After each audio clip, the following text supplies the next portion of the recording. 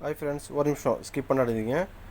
இந்த கதை கொஞ்சம் பெருசாக இருக்கும், கொஞ்சம் கடைசி வரைக்கும் பாருங்கள். கடைசியில் ஒரு பெரிய ட்விஸ்ட்னு இருக்குது, ஓகேவா? பார்த்துட்டு கதை நல்லா இருந்துச்சுனாக்கா எனக்கு வந்துட்டு மெசேஜ் பண்ணுங்கள். சப்ஸ்கிரைப் பண்ணுங்கள். ஒரு அழகான சிறிய கிராமம். அந்த கிராமத்தின் பெயர் சின்னவளவு. பசுமையான வயல்கள், மாலை நேரத்தில் வீசும் தென்றல் காற்று, கோயில் மணி ஓசை, காலையில் கூவிக் கொண்டிருக்கும் சேவல்கள், இவை அனைத்தும் அந்த கிராமத்தின் அழகை இன்னும் உயர்த்தியது. அந்த கிராமத்தில் ராமசாமி என்ற ஒரு விவசாயியும் அவரது மனைவி மீனாட்சியும் வாழ்ந்து வந்தனர்.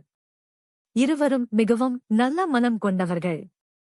ஆனால் அவர்களுக்கு ஒரு பெரிய கவலை இருந்தது. திருமணமாகி 7 ஆண்டுகள் ஆகிவிட்டும் குழந்தை இல்லை. கிராமத்தினர் பலரும் அவர்களைப் பார்த்து பலவிதமாக பேசினர்.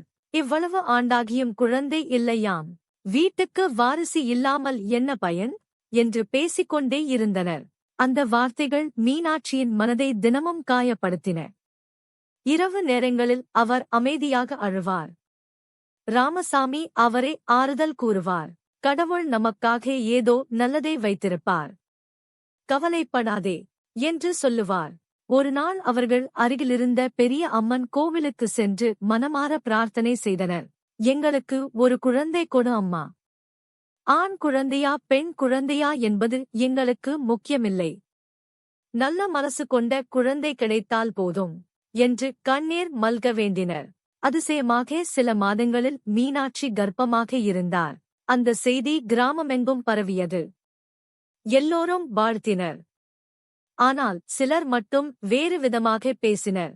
முதல் குழந்தை ஆண் குழந்தையாக பிறக்கணும், அப்போதுதான் குடும்பத்துக்கு பெருமை என்று சொன்னார்கள். அந்த வார்த்தைகள் ராமசாமிக்கு பிடிக்கவில்லை. குழந்தை நல்லபடியாக பிறந்தால் போதும், ஆனா பெண்ணா என்பது முக்கியமில்லை என்று அவர் பதிலளித்தார். காலம் நகர்ந்தது. ஒரு மழை பெய்து கொண்டிருந்த இரவு. மருத்துவமனையின் வெளியே பதட்டமாக நின்று கொண்டிருந்தார் ராமசாமி. சில மணி நேரங்களுக்குப் பிறகு மருத்துவர் வெளியே வந்தார். வாழ்த்துகள், உங்களுக்கு அழகான பெண் குழந்தை பிறந்திருக்கிறாள் என்று சொன்னார். அந்த நிமிடத்தில் ராமசாமியின் கண்களில் கண்ணீர் வந்தது. மகிழ்ச்சியில் அவர் திகைத்துப் போனார். அவர் உள்ளே ஓடிச் சென்று சிறிய குழந்தையை கையில் எடுத்தார். என் மகள் என்று சொல்லி முத்தமிட்டார். மீனாட்சியும் மகிழ்ச்சியில் சிரித்தார். அந்த மகிழ்ச்சியோடு இந்த 5 சேனலை சப்ஸ்கிரைப் செய்யுங்க. அவர்கள் குழந்தைக்கு காவேரி என்று பெயர் வைத்தனர். காவேரி வளர வளர வீடு முழுவதும் சந்தோஷம் நிரம்பியது. அவள் சிரித்தால் வீடு சிரிக்கும், அவள் அழுதால் வீடு அமைதியாகிவிடும். ஆனால் கிராமத்தில் சிலர் இன்னும் பேசிக்கொண்டே இருந்தனர். அடுத்தது ஆண் குழந்தை பிறக்கணும், இல்லையென்றால் வீட்டை யார் பார்த்துக் கொள்வது? அந்த வார்த்தைகள் மீனாட்சிக்கு சில நேரங்களில் வேதனை அளித்தன. ஆனால் காவேரியை பார்த்தவுடன் எல்லா துயரங்களும் மறைந்து போய்விடும். காவேரி மிகவும் புத்திசாலியான குழந்தை. பள்ளியில் எப்போதும் முதல் மதிப்பெண் வாங்குவாள். ஆசிரியர்களுக்கும் மிகவும் பிடித்த மாணவி. ஒருநாள் பள்ளியில் ஆசிரியர் ஒரு கேள்வி கேட்டார். உங்களுடைய வாழ்க்கையில் உங்களுக்கு மிகவும் பிடித்தவர் யார்? எல்லா குழந்தைகளும் பலவிதமாக பதில் சொன்னார்கள். எனக்கு அப்பா பிடிக்கும், எனக்கு அம்மா பிடிக்கும். ஆனால் காவேரி மட்டும் எழுந்து நின்று, எனக்கு என் பெற்றோர்கள் இருவரும் பிடிக்கும், அவர்கள் இல்லாமல் நான் இல்லை என்று சொன்னாள். அந்த பதிலை கேட்ட ஆசிரியர் மிகவும் மகிழ்ந்தார். நல்ல குழந்தை என்று பாராட்டினார். காலம் மேலும் நகர்ந்தது. காவேரி 10ஆம் வகுப்பில் மாவட்ட அளவில் முதல் மதிப்பெண் பெற்றாள். அன்று கிராமம் முழுவதும் பெருமையாக பேசிக் கொண்டிருந்தது. ராமசாமியின் மகள் பெரிய சாதனை செய்திருக்கிறாளாம் என்று அனைவரும் பாராட்டினர். அதே சமயம் ராமசாமியின் தம்பி முத்துசாமி வீட்டில் வேறு நிலை. முத்துசாமிக்கு 2 ஆண் குழந்தைகள் இருந்தனர். அவருக்கு எப்போதும் ஒரு பெருமை, எனக்கு 2 ஆண் பிள்ளைகள். என் வயதான காலத்தில் என்னை ராஜாவாக பார்த்துக் கொள்வார்கள் என்று சொல்லிக் கொண்டே இருப்பார். அவருடைய மனைவி அலமேலும் அதையே பெருமையாக நினைத்தாள்.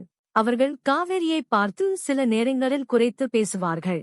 பெண் குழந்தைதானே, நாளை கல்யாணம் ஆகி போய்விடுவாள் என்று சொல்லுவார்கள். அந்த வார்த்தைகள் காவேரிக்கு கேட்கும். ஆனால் அவள் அமைதியாக இருந்தாள். ஒருநாள் இரவு காவேரி தன் தாயிடம் கேட்டாள், அம்மா, பெண் குழந்தை பிறந்தால் அது தவறா? மீனாட்சி அதிர்ச்சியடைந்தார். யார் அப்படி சொன்னது? பலரும் பேசுகிறார்கள். மீனாட்சி காவேரியை அணைத்துக் கொண்டார். கண்ணே, ஆண் குழந்தையா பெண் குழந்தையா என்பது முக்கியமில்லை. நல்ல மனசு கொண்ட குழந்தைதான் பெற்றோருக்கு செல்வம். அந்த வார்த்தைகள் காவேரியின் மனதில் ஆழமாக பதிந்தன. காலம் வேகமாக நகர்ந்தது. காவேரி கல்லூரியில் சேர்ந்தாள். மிகவும் உழைத்து படித்தாள். பிறகு மருத்துவராக வேண்டும் என்ற கனவு அவளுக்குள் உருவானது. ராமசாமிக்கு பண வசதி அதிகமாக இல்லை. வயலில் கிடைக்கும் வருமானம் குடும்ப செலவுக்கே போதவில்லை. ஒருநாள் இரவு ராமசாமி அமைதியாக அமர்ந்து கொண்டிருந்தார். என்னங்க, ஏன் கவலையாக இருக்கீங்க என்று மீனாட்சி கேட்டார். காவேரியை மருத்துவராக்கணும், ஆனா பணம் என்று கவலையுடன் சொன்னார். அந்த உரையாடலை வெளியே நின்று கேட்டுக் கொண்டிருந்த காவேரி உள்ளே வந்தாள். அப்பா, எனக்காக நீங்கள் கவலைப்பட வேண்டாம். நான் ஸ்காலர்ஷிப் வாங்கி படிப்பேன். ராமசாமி கண்கலங்கினார். என் மகள் பெரிய மனசு என்று பெருமையாக நினைத்தார். காவேரி கடினமாக உழைத்தாள். ஸ்காலர்ஷிப் பெற்று மருத்துவக் கல்லூரியில் சேர்ந்தாள். கிராம மக்கள் அனைவரும் ஆச்சரியப்பட்டனர். பெண் குழந்தை இவ்வளவு சாதிக்கிறாளே என்று பேசினர். ஆனால் முத்துசாமி மட்டும் இன்னும் தனது ஆண் குழந்தைகள் பற்றியே பெருமைப்பட்டார். அவரது மகன்கள் நகரத்தில் படித்தார்கள். ஆனால் படிப்பில் ஆர்வம் இல்லை. நண்பர்களுடன் சுற்றுவது, பணத்தை வீணடிப்பது, இதிலேயே இருந்தனர். முத்துசாமி அதை கவனிக்கவில்லை. ஆண் பிள்ளைகள் அப்படித்தான் இருப்பார்கள் என்று அலட்சியமாக இருந்தார். சில ஆண்டுகள் கழிந்தன. காவேரி மருத்துவராகி கிராமத்துக்கே திரும்பி வந்தாள். அன்று கிராமமே திருவிழா போல இருந்தது. டாக்டர் காவேரி வந்திருக்காங்க என்று அனைவரும் மகிழ்ந்தனர். ராமசாமி மற்றும் மீனாட்சி பெருமையில் கண்கலங்கினர். காவேரி தன் கிராமத்திலேயே ஒரு சிறிய மருத்துவமனை ஆரம்பித்தாள். என் கிராம மக்களுக்கு நல்ல சிகிச்சை கிடைக்கணும் என்பதே அவளின் நோக்கம். அவள் பணம் இல்லாதவர்களிடமிருந்து கூட கட்டணம் வாங்காமல் சிகிச்சை செய்தாள். அந்த நேரத்தில் முத்துசாமியின் வாழ்க்கையில் பெரிய மாற்றம் ஏற்பட்டது. அவருடைய 2 மகன்களும் நகரத்தில் வேலை பார்த்துக் கொண்டிருந்தனர். ஆனால் பெற்றோரிடம் அன்பு இல்லை. ஒருநாள் முத்துசாமி உடல்நலக்குறைவால் பாதிக்கப்பட்டார். அலமேல் உடனே மகன்களுக்கு அழைத்தாள். அப்பாவுக்கு உடம்பு சரியில்லை, சீக்கிரம் வாங்க. ஆனால் மகன்கள் பல காரணங்கள் சொன்னார்கள். இப்போ வேலை பிஸி, அடுத்த வாரம் வர்றேன் என்று சொல்லிவிட்டு போனை வைத்துவிட்டார்கள். அலமேல் அழுதாள். நம்ம ஆண் பிள்ளைகள் நம்மை இப்படியா விட்டுட்டாங்க என்று வேதனைப்பட்டாள். அந்த செய்தி காவேரிக்கு தெரிய வந்தது. உடனே அவள் ஓடி வந்து முத்துசாமியை பரிசோதித்தாள்.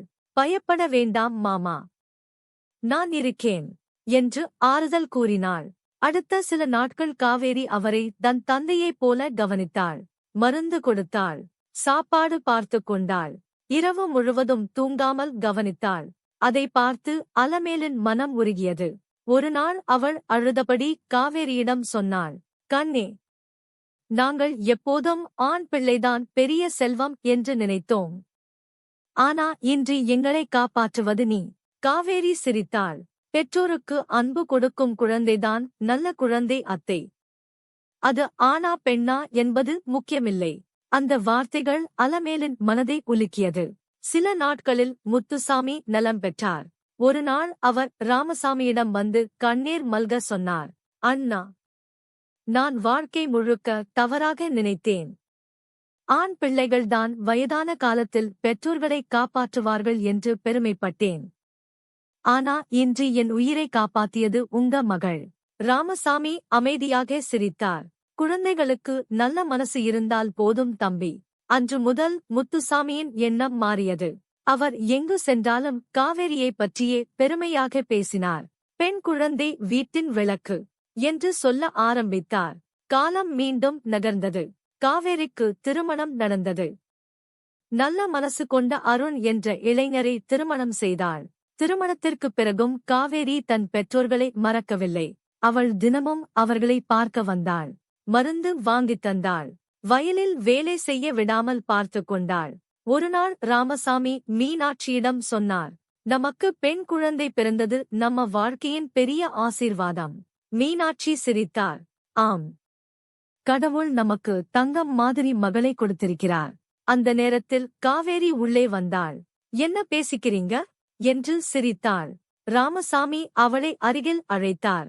கண்ணே, உலகம் என்ன சொன்னாலும் எங்களுக்கு நீயே பெரிய செல்வம். காவேரியின் கண்களில் கண்ணீர் வந்தது. அவள் தன் பெற்றோர்களின் கைகளை பிடித்துக் கொண்டாள். நான் இன்று நல்ல நிலையில் இருப்பதற்கு காரணம் நீங்கள்தான்.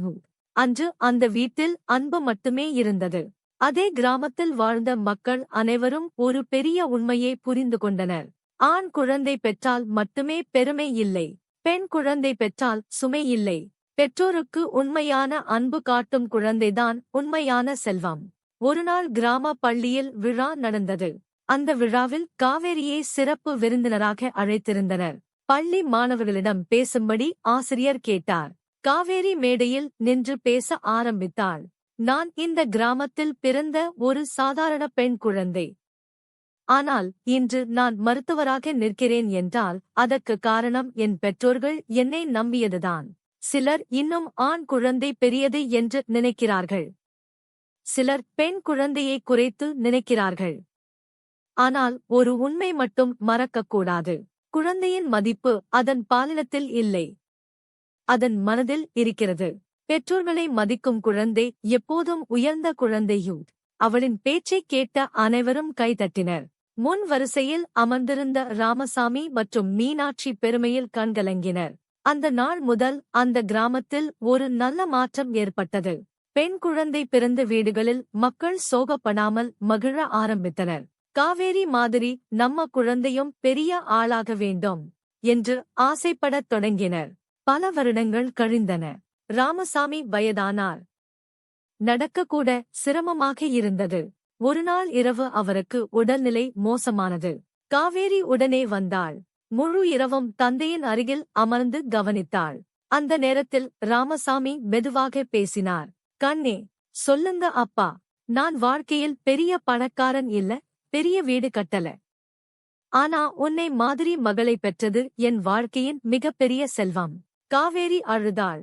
அப்பா, இப்படிச் சொல்லாதீங்க. ராமசாமி அவளின் தலையை வருடினார். எங்களுக்கு ஆண் குழந்தை வேண்டும்னு பலர் சொன்னார்கள். ஆனா இன்று நான் பெருமையாக சொல்றேன், என் மகள் 100 ஆண் குழந்தைகளுக்கு சமம். அந்த வார்த்தைகள் கேட்டு அங்கே இருந்த அனைவரின் கண்களிலும் கண்ணீர் வந்தது. சில நாட்கள் கழித்து ராமசாமி அமைதியாக இருந்தார். அந்த இறுதி சடங்குகள் அனைத்தையும் காவேரி தன் மகனாக செய்து முடித்தாள். அப்போது கிராமத்தின் மூத்தவர் ஒருவர் சொன்னார். இன்று இந்த கிராமம் ஒரு பெரிய பாடம் கற்றுக்கொண்டது. பெற்றோருக்கு ஆண் பிள்ளை பிடிக்குமா பெண் பிள்ளை பிடிக்குமா என்பதல்ல முக்கியம். பெற்றோருக்கு உண்மையாக அன்பு காட்டும் குழந்தை யார் என்பதுதான் முக்கியம். அனைவரும் அமைதியாக தலை அசைத்தனர். காவேரி தன் தந்தையின் புகைப்படத்தை பார்த்துக் கொண்டே நின்றாள். அவளின் மனதில் ஒரே ஒரு எண்ணம் மட்டும் இருந்தது. பெற்றோரின் அன்புக்கு சமமான அன்பு இந்த உலகத்தில் எதுவும் இல்லை. கதை சொல்லும் நீதிமொழி.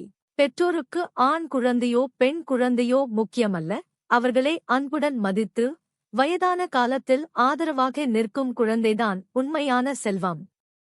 இன்னும் நிறைய பேர் சப்ஸ்கிரைப் செய்யாமலே வீடியோ பார்க்கிறாங்க. ப்ளீஸ் சப்ஸ்கிரைப் செய்யுங்க.